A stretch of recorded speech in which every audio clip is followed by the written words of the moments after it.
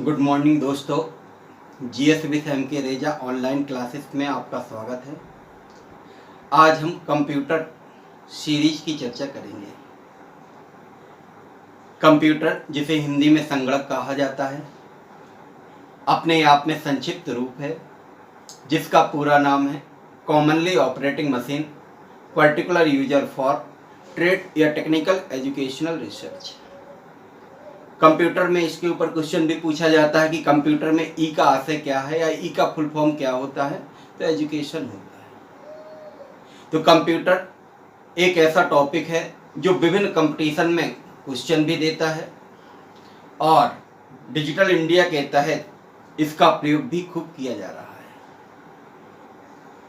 आज की डेट में देखा जाए तो कंप्यूटर से संबंधित विभिन्न प्रकार के कोर्स जैसे CCC, PGDCA यानी post graduate diploma in computer application या अन्य कोर्स हो रहे होते हैं। इसमें भी कंप्यूटर से संबंधित क्वेश्चन जो है पूछे जाते हैं। तो यहाँ पे जो चर्चा की जाएगी वो उन सेगमेंटों की चर्चा की जाएगी जो प्रतियोगिताओं के दृष्टिकोण से महत्वपूर्ण है।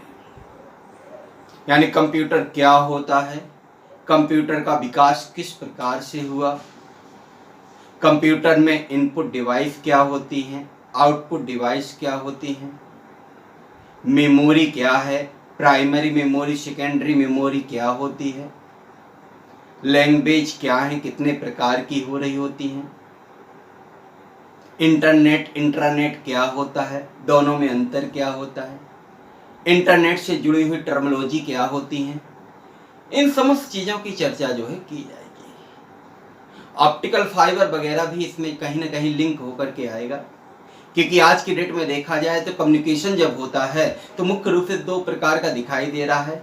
एक होता है तार युक्त यानी वायरलेस और दूसरा है तार विहीन यानी वायरलेस। तो आज की डेट में ज़्यादातर कम्युनिकेशन जो दिखाई दे रहा है वो तार विहीन ही दिखाई दे रहा है, लेकिन ऐसा नहीं है कि तार युक्त कम्युनिकेशन का प्रयोग नहीं किया जाता है। तो इंटरनेट की क्या भूमिका है, कहाँ किस प्रकार से इसका प्रयोग करते हैं, विभिन्न प्रकार के सर्च इंजन इत्यादि की चर्चा जो है इस टॉपिक में आएगी। इसके पहले हमने जनगणना वाले सीरीज की चर्चा की थी जिसमें जनगणना को क्रमबद्ध रूप से पार्टों में पढ़ाया गया था। उसी प्रकार से कंप्यूटर वाला टॉपिक भी सेगमेंट के रूप में ही पढ़ेंगे। यानी कंप्यूटर का विकास क्या है, कंप्यूटर की मेमोरी क्या होती है, इन समस्त पार्टों में डिवाइड करके आपके सामने कंप्यूटर टॉपिक को लाएंगे। तो चलिए आज देखते हैं कंप्यूटर, क्योंकि हमने अपने आप में बताया कि संक्षिप्त रूप हो रहा होता है। तो आज के टॉपिक में देखते हैं कि कंप्यूटर क्या है, कंप्यूटर क्या है, कंप्यूटर के कौन कौन से गुण होते हैं, यानी कौन कौन से कैरेक्टर हैं, लक्षण हैं, गुण हैं। जब मशीन का निर्माण है तो स्वाभाविक बात है कि वह बहुगुण से युक्त होगी, लेकिन उसमें कुछ कमियां भी पाई जाएंगी। तो कंप्यूटर में क्या कमियां हैं उनकी चर्चा करेंगे कि कौन कौन सी कमी है, लिमिटेशन है यानी सीमाएं हैं। कंप्यूटर में जब गुण हैं, कमियां हैं, तो स्वाभाविक बात है कि इसका प्रयोग विभिन्न क्षेत्रों में किया जा रहा है। इसका देखेंगे उपयोग क्या होता है और सबसे अंत में देखेंगे प्रभाव क्या है। तो सबसे पहले चर्चा करते हैं कंप्यूटर एक संक्षिप्त परिचय के रूप में कि आखिर है क्या कंप्यूटर। दैनिक जीवन में आपने कंप्यूटर को देखा भी है, यूज भी किया है और कंप्यूटर से संबंधित विभिन्न क्वेश्चन जो है निकल के आते हैं जो कि प्रतियोगिता के दृष्टिकोण से महत्वपूर्ण है। तो यहाँ पे भी टॉपिक को पढ़ेंगे, क्वेश्चन पेपर को लगातार क्या करेंगे, सॉल्व करेंगे। तो कंप्यूटर क्या होता है, कंप्यूटर एक इलेक्ट्रॉनिक डिवाइस है जो दिए गए डाटा को प्रोसेस करता है और उसे इंफॉर्मेशन में बदलने का कार्य करता है। कंप्यूटर एक इलेक्ट्रॉनिक्स डिवाइस है जो क्या करता है, दिए गए डाटा को प्रोसेस करता है और उसे इंफॉर्मेशन में बदलने का कार्य करता है। इंफॉर्मेशन यानी सूचना में बदलने का कार्य करता है। यानी डाटा यानी आंकड़े क्या होते हैं, तो डाटा होता है अव्यवस्थित समुच्चय, यानी अव्यवस्थित समुच्चय को ही आंकड़े कहा जाता है, जो कि अल्फाबेटिकल, न्यूमेरिकल, डायरेक्शनल, फंक्शनल इत्यादि रूप में हो सकता है। तो डाटा है अव्यवस्थित समुच्चय डाटा को जब हम इनपुट करते हैं, कंप्यूटर के अंदर भेजते हैं, तो उस डाटा को प्रोसेस किया जाता है, यानी माइक्रो प्रोसेसर के द्वारा उसको प्रोसेस किया जाता है और उसे इंफॉर्मेशन यानी सूचना में बदला जाता है। यानी सूचना की कभी अगर परिभाषा पूछ ले तो सूचना क्या होता है? आंकड़ों का व्यवस्थित रूप, आंकड़ों का क्रमबद्ध रूप सूचना कहलाता है। डाटा की परिभाषा क्या है? अव्यवस्थित समुच्चय डाटा कहलाता है। सूचना की परिभाषा क्या है? डाटा का व्यवस्थित रूप ही सूचना कहलाती है। कंप्यूटर जो कि हार्डवेयर एवं सॉफ्टवेयर से मिलकर के बना होता है। हार्डवेयर यानी ऐसे डिवाइस जिनको देख सकते हैं, पढ़ सकते हैं और छू सकते हैं, उन्हें हार्डवेयर कहा जाता है। हार्डवेयर कैसे डिवाइस हैं? जिनको देखा जा सकता है, पढ़ा जा सकता है और छुआ जा सकता है, उसे हार्डवेयर कहा जाता है। जैसे आपने देखा होगा कीबोर्ड है, माउस है, मॉनिटर है, ये सब जो होते हैं हार्डवेयर के रूप में दिखाई देते हैं। जबकि सॉफ्टवेयर ऐसी डिवाइस होती हैं जिनको देख सकते हैं, पढ़ सकते हैं परंतु छू नहीं सकते हैं, उन्हें सॉफ्टवेयर कहा जाता है। सॉफ्टवेयर क्या है? ऐसी डिवाइसेस हैं जिनको देख सकते हैं, पढ़ सकते हैं परंतु छू नहीं सकते हैं, उन्हें सॉफ्टवेयर कहा जाता है। जैसे कि देखा जाए कि जितने भी एप्लीकेशन सीट होती हैं, ये समस्त क्या होती हैं? सॉफ्टवेयर के रूप में होती हैं। तो हार्डवेयर जहां कंप्यूटर का शरीर है, वहीं सॉफ्टवेयर कंप्यूटर की आत्मा है। यानी कंप्यूटर जो मिलकर के बना हुआ है वो हार्डवेयर एवं सॉफ्टवेयर से ही मिलकर बना है। तो हार्डवेयर को हम टच कर सकते हैं, शरीर को हम टच कर सकते हैं, लेकिन सॉफ्टवेयर को हम टच नहीं कर सकते हैं, यानी आत्मा को हम छू नहीं सकते हैं। तो कंप्यूटर एक इलेक्ट्रॉनिक डिवाइस है जो दिए गए आंकड़ों को प्रोसेस करता है और उसे इंफॉर्मेशन में बदलने का कार्य करता है। क्योंकि कंप्यूटर एक मशीन है और जब मशीन है तो यह विभिन्न गुणों से युक्त होती है, इसलिए इसका प्रयोग जो है विभिन्न सेक्टरों में किया जाता है। तो कंप्यूटर का अगर पहला गुण देखा जाए तो इसका पहला गुण जो दिखाई देता है वो है गति, स्पीड। यानी कंप्यूटर बहुत तीव्र गति से कार्यों को संपन्न करता है और जब बहुत तीव्र गति से कार्यों को संपन्न करता है तो ऐसी स्थिति में यह कई दिनों के कार्यों को कुछ ही समय में संपन्न कर देता है। यानी यह तीव्र गति से कार्यों को संपन्न करता है और आज के कंप्यूटर जो हैं वो नैनो अंकों तक गणना करने में सक्षम है। और नैनो से आशय होता है, नैनो कण से आशय होता है 10⁻⁷ सेंटीमीटर या 10⁻⁻9 सेंटीमीटर। यानी आज के कंप्यूटर जो हैं ये नैनो अंकों तक संक्रिया करने में सक्षम हैं। इसके बाद दूसरा अगर इसका गुण देखा जाए गोपनीयता। गोपनीयता यानी सीक्रेसी। यानी कंप्यूटर जो होता है गोपनीय रूप में कार्य करता है। यानी कंप्यूटर में अगर पासवर्ड को इंक्लूड कर दिया जाए तो कोई भी थर्ड पर्सन जो है उससे हस्तक्षेप नहीं कर सकता है। तो कंप्यूटर जो होता है वो गोपनीयता से युक्त होता है। इसके बाद एक और गुण होता है शुद्धता यानी एक्यूरेसी। कंप्यूटर जो है पूर्ण शुद्धता के साथ कार्यों को संपन्न करता है। यानी कंप्यूटर में त्रुटि होने की संभावनाएं नगण्य है, लेकिन अगर देखा जाए तो कभी अगर कंप्यूटर त्रुटि देता है तो उसे कंप्यूटर की त्रुटि नहीं माना जाएगा, उसे मानवीय त्रुटि माना जाएगा। मानवीय त्रुटि क्यों माना जाएगा? क्योंकि कंप्यूटर के अंदर डाटा को इनपुट करवाने का कार्य कौन करेगा? मानव करेगा। अगर सही डाटा दिया जाएगा तो सही सूचना प्राप्त होगी, यदि गलत डाटा दिया जाएगा तो गलत सूचना प्राप्त होगी। यानी कंप्यूटर पूर्णतः शुद्धता के साथ कार्यों को संपन्न करता है, यानी पूर्णतः एक्यूरेसी पाई जा रही होती है। लेकिन अगर सूचनाएं गलत आ रही हैं तो उसमें त्रुटि जो होगी वो किसकी होगी? मानवीय त्रुटि दिखाई दे रही होती है। कंप्यूटर में स्टोरेज मेमोरी पाई जाती है, कंप्यूटर में संग्रहण क्षमता पाई जाती है। स्टोरेज मेमोरी यानी डाटा को स्टोर करके, इंफॉर्मेशन को स्टोर करके रख लेना। स्टोरेज मेमोरी के रूप में देखा जाए तो प्रारंभ में पंच कार्ड का प्रयोग किया गया था। जैसे जैसे कंप्यूटर का विकास होता गया वैसे वैसे मेमोरी का विकास होता गया। पंच कार्ड के बाद मैग्नेटिक डिवाइस का प्रयोग किया जाने लगा। मैग्नेटिक डिवाइस यानी ऐसी डिवाइस जिस पर आयरन ऑक्साइड या क्रोमियम डाइऑक्साइड का लेप चढ़ा होता है, उसे मैग्नेटिक डिवाइस कहा जाता है। यहाँ पे भी क्वेश्चन पूछा जाता है कि मैग्नेटिक डिवाइस पर किसका लेप चढ़ा होता है, तो आयरन ऑक्साइड या क्रोमियम डाइऑक्साइड का लेप चढ़ा होता है। इसके बाद ऑप्टिकल डिवाइस आई। ऑप्टिकल डिवाइस के अंतर्गत सीडी आता है, डीवीडी आता है, ब्लू रे डिस्क भी मार्केट में जो है आ चुका है। इसके बाद फ्लैश मेमोरी आता है जिसमें पेन ड्राइव मुख्य रूप से आ रहा होता है। यानी ये सब क्या है, स्टोरेज कैपेसिटी है जो कि डाटा को क्या करती है, स्टोर करने का कार्य करती है। तो कंप्यूटर में क्या पाया जाता है, स्टोरेज कैपेसिटी पाई जाती है, संग्रहण क्षमता पाई जाती है, जिसके कारण से यह डाटा सूचना को क्या करता है, स्टोर करके रख लेता है। कंप्यूटर जो होता है विविधता के गुण से युक्त होता है, विविधता के गुण से युक्त होता है। यानी एक बार में एक कंप्यूटर पर बैठ करके विभिन्न प्रकार के कार्यों को संपन्न किया जा सकता है। तो कंप्यूटर जो है यह विविधता के गुणों से युक्त होता है क्योंकि एक साथ इस पर कई कार्यों को संपन्न किया जाता है। कंप्यूटर में एक रूपता का गुण भी पाया जाता है, एक रूपता यानी यूनिटी का गुण भी पाया जाता है।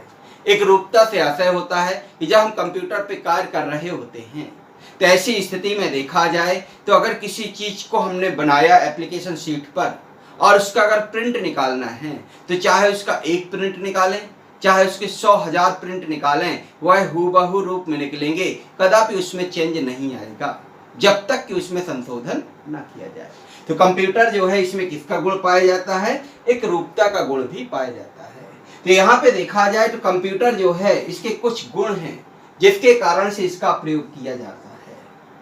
और अब देखा जाए तो विश्व में अभी तक ऐसी कोई मशीनें नहीं बनी हैं जो सर्वगुण संपन्न हो, कोई ना कोई कमी उसमें रहती है। मानव भी तो है, मानव में भी तो कमियां पाई जाती हैं। उसी प्रकार से देखा जाए तो यहाँ पे जो मशीन बनाई गई है मानव के द्वारा ही बनाई गई है, लेकिन इसमें भी देखा जाए तो कुछ कमियां जो है दिखाई देती हैं। कमी के रूप में देखा जाए तो सबसे बड़ी कमी जो दिखाई देती है वो है बुद्धिहीन होना। बुद्धिहीन होना यानी नो माइंड। और जब इसमें बुद्धि नहीं होगी तो ऐसी कंडीशन में यह किसी प्रकार से आंकड़ों को, सूचना को संशोधित करने में सक्षम नहीं होगा। तो कंप्यूटर कैसा है, कमी के रूप में बुद्धिहीन है, यानी किसी प्रकार की बुद्धि नहीं होती है। लेकिन आज के डेट में देखा जाए तो आर्टिफिशियल इंटेलिजेंसी, कृत्रिम बुद्धिमत्ता आ चुकी है, प्रयोग भी किया जा रहा है। आप देखेंगे रोबोटिक्स यानी रोबोट, इन सब में जो प्रयोग होता है वो किसका प्रयोग होता है, आर्टिफिशियल इंटेलिजेंसी का प्रयोग किया जाता है, जिसके कारण से इनमें सोचने समझने डिसीजन लेने की क्षमता जो है आ जाती है। परंतु इनका प्रयोग लिमिटेड वे में किया जाता है। आपने सुना भी होगा सोफिया रोबोट बनाया गया जिसे नागरिकता भी दी गई है। तो यहाँ पे देखा जाए तो रोबोट वगैरह जो होते हैं उनमें किसका प्रयोग किया जाता है, आर्टिफिशियल इंटेलिजेंसी का प्रयोग किया जाता है। इसके बाद इसमें एक और कमी दिखाई देती है, वो है वायरस का खतरा। वायरस यानी जब वायरस का नाम आता है तो आपको ध्यान है, देख भी रहे हैं कोविड-19 का प्रकोप फैला हुआ है, ये भी तो एक प्रकार से वायरस ही है। और इसी वायरस के कारण जो है पूरा विश्व लॉकडाउन की स्थिति में भी दिखाई दे रहा है, यदा कदा कुछ को छोड़ दिया जाए। तो यहाँ पे देखा जाए तो वायरस जब नाम आता है तो ऐसा लगता है कि वो जीवित हो, सजीव हो, लिविंग हो, बट ऐसा नहीं है। कंप्यूटर के संदर्भ में जब भी वायरस की चर्चा होती है तो यह सजीव नहीं होता है, ये निर्जीव ही होता है। कंप्यूटर में वायरस में देखा जाए तो ये एक प्रकार के प्रोग्राम होते हैं जो त्रुटिपूर्ण प्रोग्राम होते हैं। और ये प्रोग्राम जो होते हैं कंप्यूटर के अंदर जब प्रवेश किए जाते हैं, यानी वायरस जब कंप्यूटर के अंदर प्रवेश करता है तो उपयोगी प्रोग्रामों को नष्ट करने का कार्य करता है। तो वायरस जो होता है ये क्या है, एक प्रकार का सॉफ्टवेयर है और एक प्रकार का प्रोग्राम है। दोनों के ऊपर क्वेश्चन पूछे जाते हैं कि वायरस क्या होते हैं, तो एक प्रकार के प्रोग्राम होते हैं। वायरस क्या होते हैं, एक प्रकार के सॉफ्टवेयर होते हैं। तो यहाँ पे क्वेश्चन जो है निकल के आता है। इसके बाद एक और कमी अगर इसमें देखी जाए तो इसकी एक कमी ये भी दिखाई देती है कि पूर्णतः इलेक्ट्रिसिटी पर निर्भर है, यानी विद्युत पर निर्भर है। अगर लाइट है तब तो मशीन चल रही है, लाइट नहीं है तो ऐसी कंडीशन इस मशीन का कोई औचित्य नहीं दिखाई देता है। तो यहाँ पे एक लिमिटेशन ये भी है कि कंप्यूटर जो है यह किस पर निर्भर होता है, इलेक्ट्रिसिटी यानी विद्युत पर निर्भर रह रहा होता है। तो कंप्यूटर में कमियां दिखाई देती हैं और इन कमियों को दरकिनार करते हुए इसका प्रयोग विभिन्न सेक्टरों में किया जा रहा है। आज की डेट में देखा जाए तो शायद ही ऐसा कोई क्षेत्र हो जहां कंप्यूटर का प्रयोग ना किया जाता हो, चाहे वो एजुकेशन का सेक्टर हो, चाहे वो बैंकिंग सेक्टर हो, रेलवे सेक्टर हो, एग्रीकल्चर का सेक्टर हो, चाहे वो रिसर्च का सेक्टर हो, डिफेंस का सेक्टर हो, स्पेस का सेक्टर हो, समस्त सेक्टर में आज की डेट में कंप्यूटर का प्रयोग किया जाता है। तो कंप्यूटर का प्रयोग जो है ये विभिन्न सेक्टरों में किया जा रहा होता है, जिसके कारण से आज डिजिटलाइजेशन बढ़ता जा रहा है। पूरा विश्व जो है एक ग्लोबल यानी पूरा विश्व जो है एक गांव के रूप में कन्वर्ट होता जा रहा है। पहले अगर किसी सूचना को प्राप्त करना होता था तो कई दिन लगते थे, और आज चुटकियों में जो है सूचना प्राप्त हो जा रही होती है। और ये किसके फलस्वरूप हुआ है? कंप्यूटर के प्रयोग के फलस्वरूप हुआ है। तो कंप्यूटर का प्रयोग जो है विभिन्न सेक्टरों में किया जा रहा होता है। तो सेक्टर आप दैनिक जीवन में देखते ही होंगे, समस्त सेक्टरों में प्रयोग करते हैं, यहाँ से क्वेश्चन ज्यादा निकल के नहीं आता है। अब जब कंप्यूटर का प्रयोग करते हैं तो इसका क्या प्रभाव होता है, और जब भी प्रभाव दिखाई देगा तो प्रभाव जो है दोनों प्रकार के दिखाई देते हैं। एक सकारात्मक प्रभाव दिखाई देगा तो एक नकारात्मक प्रभाव दिखाई देगा। ऐसा नहीं कि आप सोचे कि केवल सकारात्मक प्रभाव दिखाई दे और केवल नकारात्मक प्रभाव दिखाई दे, ऐसा कदापि संभव नहीं है। यानी कंप्यूटर का जब प्रयोग किया गया विभिन्न सेक्टरों में तो इसके कुछ प्रभाव दिखाई दिए, जिसमें देखा जाए सबसे पहले सकारात्मक प्रभाव। सकारात्मक प्रभाव के रूप में दिखाई देता है कि इसने तीव्र गति से कार्यों को संपन्न किया है, और जब तीव्र गति से कार्यों को संपन्न किया है तो कई दिनों के कुछ घंटों के कार्य जो हैं कुछ ही क्षण में संपन्न हो गए। यानी इसने क्या किया है? समय की बचत की है, टाइम सेविंग किया है। तो कंप्यूटर जो है इसने समय की बचत की है, जो कि सकारात्मक प्रभाव में सबसे अहम प्रभाव दिखाई दे रहा है। कंप्यूटर जो है इसमें किसका प्रयोग किया जाता है? हमने बताया मेमोरी का प्रयोग किया जाता है। मेमोरी जब पढ़ेंगे तो बताएंगे, एक प्राइमरी मेमोरी होती है, सेकेंडरी मेमोरी होती है। सेकेंडरी मेमोरी के अंतर्गत सीक्वेंशियल मेमोरी आता है, डायरेक्ट मेमोरी आता है। डायरेक्ट मेमोरी के अंतर्गत मैग्नेटिक मेमोरी आता है, ऑप्टिकल मेमोरी आता है, फ्लैश मेमोरी आता है। प्राइमरी मेमोरी में भी देखेंगे volatile memory, non volatile memory दिखाई दे रही होंगी। तो जितनी भी मेमोरी हैं सबकी चर्चा जो है आगे की जाएगी। तो यहाँ पे देखा जाए तो कंप्यूटर में किसका प्रयोग किया गया? मेमोरी का प्रयोग किया गया। और जब मेमोरी का प्रयोग किया गया तो उसमें सूचनाओं को, डाटा को भर करके रख दिया जाता है, और जब रख दिया जाएगा तो क्या उसकी हार्ड कॉपी की जरूरत पड़ेगी? नहीं पड़ेगी। और जब हार्ड कॉपी की जरूरत नहीं पड़ेगी तो स्वाभाविक बात है कि इसने कागज की बचत की है, पेपर को सेव किया है। और कागज का निर्माण किससे होता है? सेल्यूलोज से होता है। सेल्यूलोज किस में पाया जाता है? प्लांट बॉडी में पाया जाता है। यानी कागज का निर्माण पेड़ पौधों से होता है। यानी इसने पर्यावरण के अनुकूल कार्य किया है। पर्यावरण के अनुकूल कार्य इसलिए किया है क्योंकि जब कागज की बचत होगी तो स्वाभाविक बात है कि पेड़ पौधे नहीं कटेंगे। तो इस प्रकार से देखा जाए तो कंप्यूटर जो है इसने पर्यावरण के अनुकूल कार्य को संपन्न किया है, यानी इसने कागज को बचाने का कार्य किया है। वही नकारात्मक प्रभाव के रूप में देखा जाए तो कंप्यूटर जो है इसमें कुछ ऐसी डिवाइसों का प्रयोग किया जाता है जो नॉन डिग्रेडेबल होती हैं। यानी डिवाइसें दो प्रकार की होती हैं, एक है डिग्रेडेबल और दूसरा है नॉन डिग्रेडेबल, अपघटनीय और अनापघटनीय। डिग्रेडेबल डिवाइस यानी अपघटनीय डिवाइस ऐसी डिवाइस कहलाती हैं जो डिकम्पोजर के द्वारा डिकम्पोज हो जाती हैं, उसे डिग्रेडेबल डिवाइस कहा जाता है। जबकि नॉन डिग्रेडेबल डिवाइस ऐसी डिवाइस कहलाती हैं जो डिकम्पोजर के द्वारा डिकम्पोज नहीं होती हैं, उसे नॉन डिग्रेडेबल डिवाइस कहा जाता है। तो कंप्यूटर में कुछ ऐसी डिवाइसें लगी हुई हैं जो क्या है? नॉन डिग्रेडेबल है, यानी पूर्णतः विघटनीय नहीं है। ऐसी कंडीशन में ये डिवाइसें जब मिट्टी में पड़ी रहती हैं, मृदा में पड़ी रहती हैं, तो मृदा की फर्टिलिटी को प्रभावित करने का कार्य करती हैं। मृदा की उर्वरकता को प्रभावित करने का कार्य करती हैं और जब इन डिवाइसों को जलाया जाता है तो इनसे निकलने वाली हानिकारक विषैली गैसें वायुमंडल को प्रभावित करने का कार्य करती हैं। और यही कचरा जो होता है इसी को क्या कहते हैं, ई जंक के नाम से जाना जाता है। ई जंक के ऊपर भी क्वेश्चन पूछा जाता है कि दिन पे दिन ई जंक जो है बढ़ता जा रहा है, इसका क्या सलूशन है। तो ई जंक से आशय क्या है, ऐसा जंक है जो कि नॉन डिग्रेडेबल नहीं है, उसको क्या कहा जाएगा, ई जंक कहा जाएगा। तो ये हमारे मृदा के लिए भी घातक है, ये हमारे वायुमंडल के लिए भी घातक हो रहा होता है। और जो व्यक्ति इनके संपर्क में लगातार बना रहता है उसको कई प्रकार के रोग भी उत्पन्न हो सकते हैं। तो यहाँ पे देखें तो इसने एक और पर्यावरण के अनुकूल कार्य किया है, तो वहीं पे देखा जाए तो पर्यावरण के विपरीत भी कार्य कर रहा है।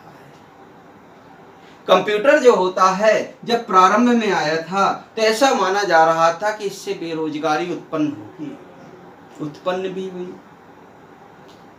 लेकिन वर्तमान में देखा जाए तो कंप्यूटर एक रोजगार देने वाला साधन बनता जा रहा है। तो प्रारंभ में तो कंप्यूटर का विरोध हुआ, विरोध होने का रीजन क्या था कि बेरोजगारी उत्पन्न होगी, यानी 10 लोगों का कार्य, 10 मजदूरों का कार्य यदि एक मशीन कर लेती है तो 9 हाथ तो खाली रह जाएंगे।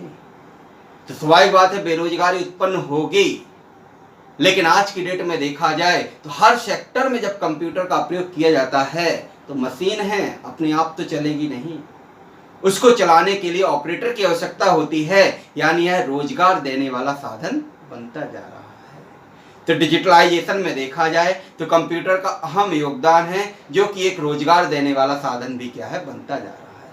तो ये था कंप्यूटर का एक जनरल परिचय जिसमें हम लोगों ने देखा कि कंप्यूटर क्या होता है, कंप्यूटर के कौन कौन से गुण पाए जाते हैं, कंप्यूटर की क्या लिमिटेशन यानी कमियां होती हैं, कंप्यूटर का प्रयोग किन क्षेत्रों में किया जाता है और कंप्यूटर के क्या सकारात्मक प्रभाव दिखाई देते हैं और क्या नकारात्मक प्रभाव दिखाई देते हैं। अब इसके बाद आते हैं कंप्यूटर के इतिहास पर कि कंप्यूटर का डेवलपमेंट यानी विकास किस प्रकार से हुआ है।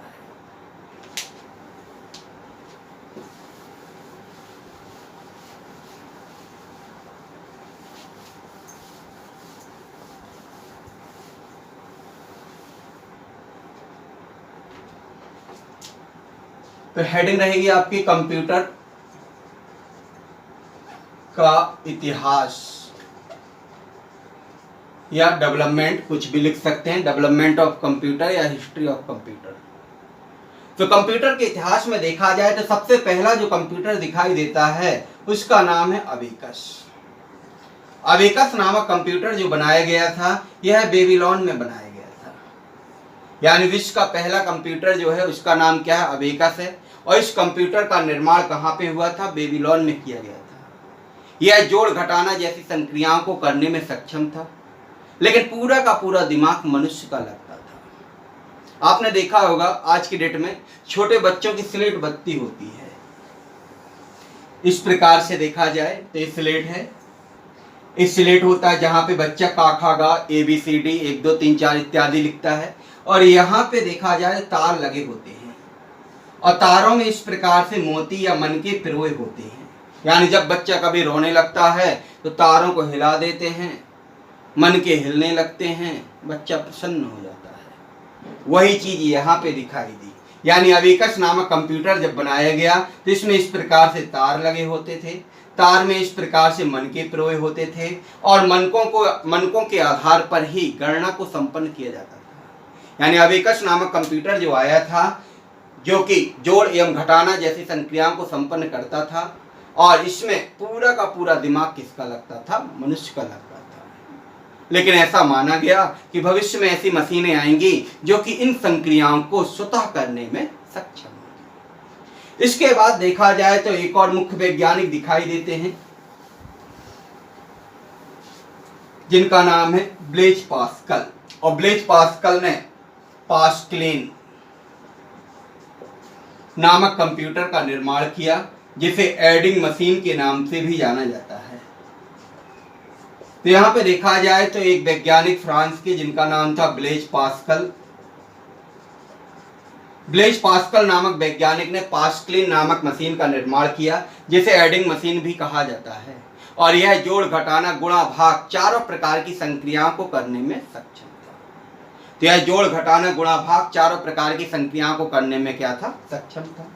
इसके बाद एक और इंजन बनाया गया जिसका नाम था डिफरेंशियल इंजन।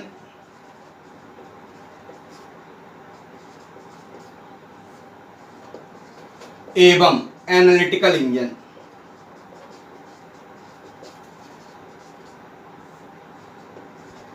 और इनके ऊपर क्वेश्चन पूछा जाता है कि इनका निर्माण किसने किया था? चार्ल्स बेबेज ने। और चार्ल्स बेबेज का नाम आपने सुना होगा, कई बार क्वेश्चन पूछा गया है कि कंप्यूटर का जनक किसे कहा जाता है? चार्ल्स बेबेज को कहा जाता है। चार्ल्स बेबेज किस देश के हैं? तो ब्रिटिश वैज्ञानिक यानी ब्रिटेन के हैं। विश्व कंप्यूटर साक्षरता दिवस कब मनाया जाता है? तो 2 दिसंबर को विश्व कंप्यूटर साक्षरता दिवस मनाया जाता है। तो इत्यादि क्वेश्चन निकल के जो है आते हैं। तो डिफरेंशियल इंजन और एनालिटिकल इंजन का निर्माण किया गया। डिफरेंशियल इंजन 1822 में बना था। एनालिटिकल इंजन जो बना था वह 1842 में बना था। डिफरेंशियल इंजन जो बनाया गया था यह गणितीय संक्रियाओं को करने में सक्षम था, यानी जोड़, घटाना, गुणा, भाग चारों प्रकार की संक्रियाओं को करने में सक्षम था। जबकि एनालिटिकल इंजन जो था यह गणितीय संक्रियाओं के साथ साथ अगणितीय संक्रियाओं को करने में भी सक्षम था। ऐसा इसलिए था क्योंकि एनालिटिकल इंजन जो था इसमें पहली बार प्रोग्रामिंग की गई थी, यानी विश्व का पहला कंप्यूटर जिसमें पहली बार प्रोग्रामिंग की गई उसका नाम क्या था? एनालिटिकल इंजन था। और इसमें प्रोग्रामिंग करने का श्रेय था लेडी एडा अगस्टा।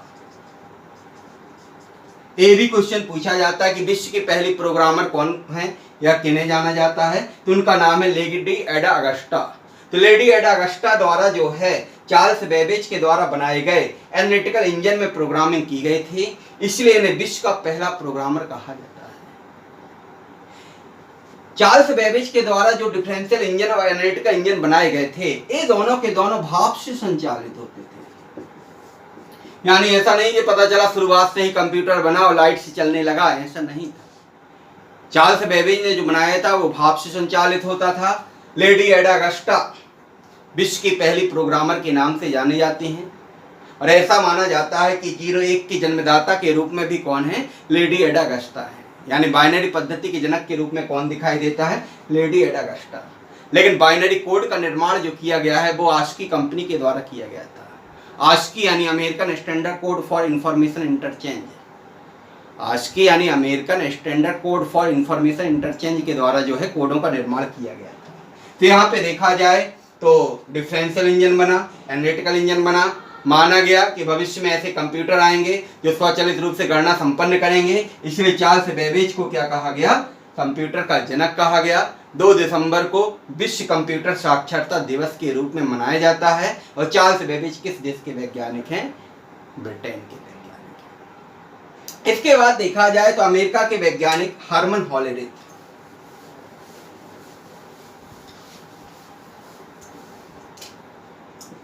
हर्मन हॉलेरिथ नामक वैज्ञानिक ने सेंसर टेबुलेटर मशीन का निर्माण किया था। सेंसर टेबुलेटर मशीन का निर्माण किया था, या टेबुलेटर सेंसर मशीन का निर्माण किया था।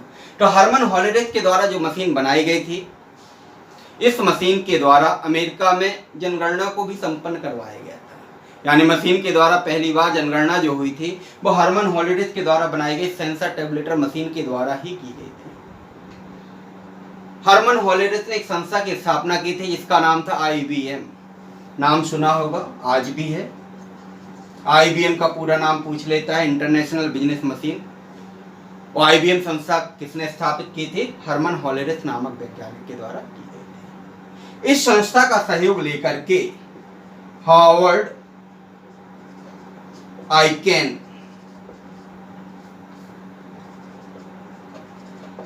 आइकेन नामक वैज्ञानिक ने विश्व का पहला विद्युत स्वचालित यंत्र का निर्माण किया था जिसका नाम मार्क फर्स्ट रखा था। यानी विश्व का पहला विद्युत स्वचालित यंत्र का निर्माण किसने किया था? हार्वर्ड आइकेन ने किया था। उसका नाम क्या था? हार्वर्ड मार्क फर्स्ट या मार्क फर्स्ट रखा गया था। इसके बाद एक और वैज्ञानिक आए जिनका नाम था एटनासॉफ एवं बेरी। एटनासॉफ एवं बेरी नामक वैज्ञानिक ने एबीसी कंप्यूटर का निर्माण किया था। एबीसी का पूरा नाम पूछ लेता है कि एबीसी का पूरा नाम क्या है, तो एबीसी का पूरा नाम है एटनासॉफ बेरी कंप्यूटर, यानी इन्हीं वैज्ञानिकों के नाम पर ही इनका नामकरण जो है हुआ है। तो एबीसी का पूरा नाम क्या है? एटनासॉफ बेरी कंप्यूटर है। एबीसी कंप्यूटर जो बनाया गया था यह विश्व का पहला इलेक्ट्रॉनिक डिजिटल डिवाइस के रूप में दिखाई देता है। यानी पहली डिजिटल डिवाइस जो बनाई गई थी वो किसके द्वारा बनाई गई थी? एटनासॉफ बेरी के द्वारा बनाई गई थी। इसके बाद एक और वैज्ञानिक आए जिनका नाम है एकर्ट एम मुचली। एकर्ट एम मुचली नामक वैज्ञानिक के द्वारा इनियाक कंप्यूटर का निर्माण किया गया था और इसी को दर्जा दिया गया है कि विश्व का पहला डिजिटल डिवाइस कौन सा है या इलेक्ट्रॉनिक डिजिटल डिवाइस कौन सा है, वो है इनियाक। और इनियाक का निर्माण किसने किया था? एकर्ट एम मुचली ने किया था। इनियाक में प्रोग्रामिंग करना थोड़ा सा कठिन कार्य था, इसलिए वान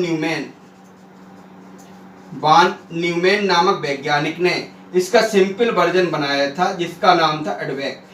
यानी एडवेक में प्रोग्रामिंग करना क्या था? आसान कार्य था। तो इस प्रकार से देखें तो कंप्यूटर का इतिहास, कंप्यूटर का डेवलपमेंट दिखाई देता है और यहीं से प्रारंभ हो जाती है कंप्यूटर की जनरेशन। यानी कंप्यूटर की कितनी जनरेशन है? 5th जनरेशन में हम लोग जी रहे हैं, जीवन यापन कर रहे हैं। तो 5 जनरेशन है और 5 जनरेशन में क्या क्या बदलाव आए, इन चीजों की चर्चा जो है अब आगे आएगी कि फर्स्ट जनरेशन में हार्डवेयर के रूप में क्या यूज हुआ, सेकेंड जनरेशन में हार्डवेयर के रूप में क्या यूज हुआ, फर्स्ट जनरेशन में लैंग्वेज के रूप में क्या प्रयोग किया गया, सेकेंड जनरेशन में क्या हुआ। इन समस्त चीज़ों की चर्चा जो है अब नेक्स्ट टॉपिक के रूप में दिखाई देगा। तो देखिए आज हमने चर्चा किया, कंप्यूटर का एक संक्षिप्त परिचय बताया। कंप्यूटर आपने देखा भी है, चलाया भी है, लेकिन फिर भी कंप्यूटर के संदर्भ में कुछ जानकारी दी गई। कंप्यूटर का डेवलपमेंट देखा जिसमें कुछ चुने हुए वैज्ञानिकों को सामने लेकर के आए हैं जिनका अहम योगदान दिखाई दिया और क्वेश्चन इनके ऊपर पूछे भी जाते हैं कि विश्व का पहला कंप्यूटर कौन सा था? तो अबेकस था। चार्ल्स बेबेज के द्वारा किसका निर्माण किया गया था? तो डिफरेंशियल एनालिटिकल इंजन का निर्माण किया गया था। विश्व की पहली प्रोग्रामर के नाम से किसे जाना जाता है? लेडी एडा अगस्टा को जाना जाता है। विश्व का पहला विद्युत स्वचालित मशीन का निर्माण किसने किया था? तो हार्वर्ड आइकेन के द्वारा किया गया था। IBM संस्था की स्थापना किसने की? तो हरमन हॉलिडेस नामक वैज्ञानिक के द्वारा की गई। विश्व का पहला इलेक्ट्रॉनिक डिजिटल कंप्यूटर का निर्माण किसके द्वारा किया गया? तो एकर्ट एम मुचली के द्वारा किया गया। ये समस्त क्वेश्चन जो है इतिहास के रूप में निकल के आ रहे होते हैं। तो आज का टॉपिक आपको कैसा लगा? कमेंट बॉक्स में कमेंट करके जरूर बताइएगा। टॉपिक को लाइक कीजिएगा, शेयर कीजिएगा और जो बच्चे पहली बार चैनल को देख रहे हैं वो इसको सब्सक्राइब जरूर कीजिएगा, क्योंकि इस चैनल पर आपको प्रतियोगिता के दृष्टिकोण से जो टॉपिक महत्वपूर्ण हैं उसी टॉपिकों की चर्चा ज़्यादातर की जाएगी और टेस्ट पेपर की सॉल्विंग की जाएगी। इसके भी टेस्ट पेपर की सॉल्विंग करेंगे और इसकी PDF भी आपको कहाँ से प्राप्त होगी? हमारे टेलीग्राम चैनल जिसका नाम क्या है? GS विथ MK रेजा, उससे आप जो है आसानी से इसको प्राप्त करेंगे। तो PDF जो मिलेगी वो एक साथ मिलेगी, टेस्ट पेपर जो मिलेंगे पार्टों के रूप में मिलेंगे। Okay, thank you. मिलते हैं नए टॉपिक के